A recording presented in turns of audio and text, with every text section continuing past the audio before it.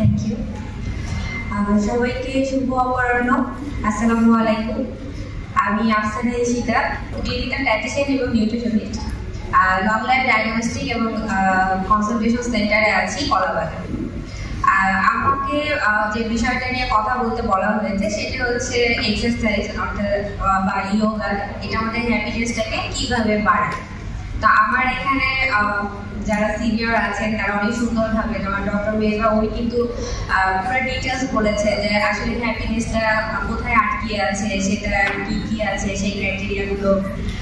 আমাদের সাজিয়া আপু ফুড নিয়ে বলেছেন কীভাবে কোন খাবারগুলো খেলে প্যাটার্নটা কীভাবে চেঞ্জ করলে বা কোন কোন ফুড থেকে কী খেলে আমরা আসলে হ্যাপিনেসটাকে ইনক্রিজ করতে পারি, ভালো থাকতে পারি।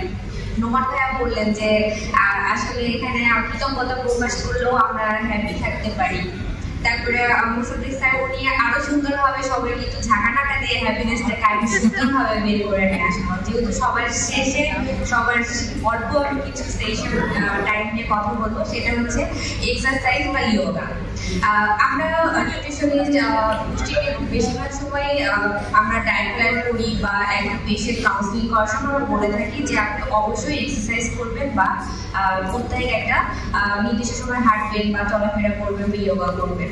এখন যে বিষয়টা এটা আসলে আমাদের প্রত্যেকেরই উচিত হ্যাপিনেস। ইয়োগা এক্সারসাইজ থেকে কিন্তু শরীর, মন এবং আত্মার সাথে একটা সম্পর্কিত বিষয়।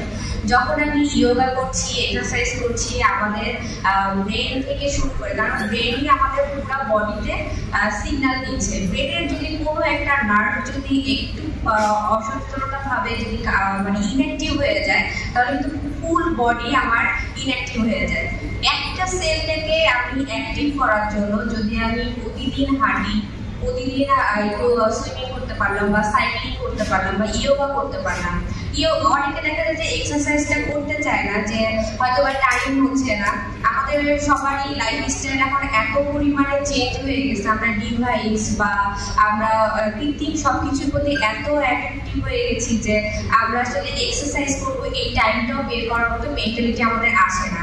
মেন্টাল হেলথ নিয়েও এখানে কথা বলা হলো। তো সবার আগে আমি যদি এখন মেন্টাল হেলথ ঠিক করতে চাই এবং মুডটাকে যদি ঠিক করতে চাই, ইয়োগাটাকে প্রায়োরিটি দিতে হবে। এটা এক্সারসাইজের থেকেও খুবই একটা সুন্দর, কারণ ইয়োগাতে বসে আসনের মাধ্যমে একটা হচ্ছে সেশন আছে, তারপরে হচ্ছে শ্বাস প্রশ্বাসের একটা কৌশল আছে, আরেকটি আছে ধ্যান করা, যেটাকে মেডিটেশন বলা হয়।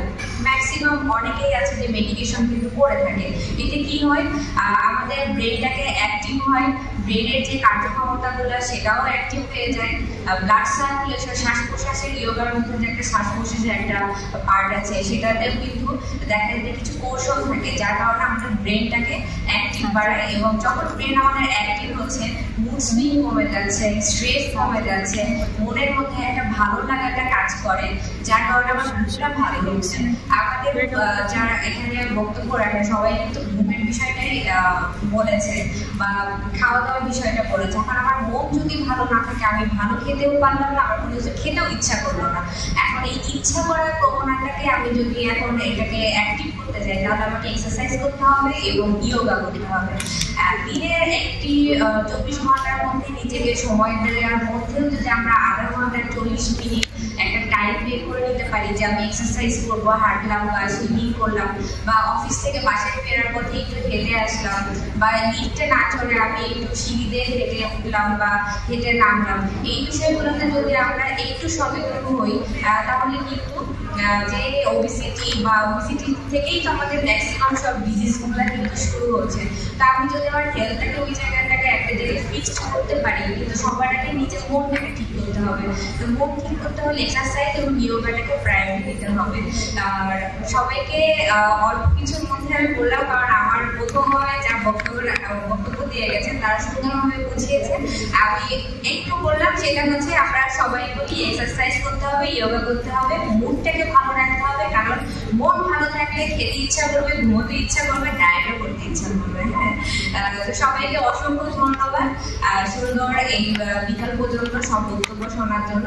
আপনারা সেশন থেকে যে যা শুনলেন সেটা যদি আমাদের লাইফে যদি একটু মানে একটা প্রভাব ফেলতে পারেন, হোপসো ভালো থাকবেন, সুস্থ থাকুন, ভালো থাকুন। সবাইকে অসংখ্য ধন্যবাদ।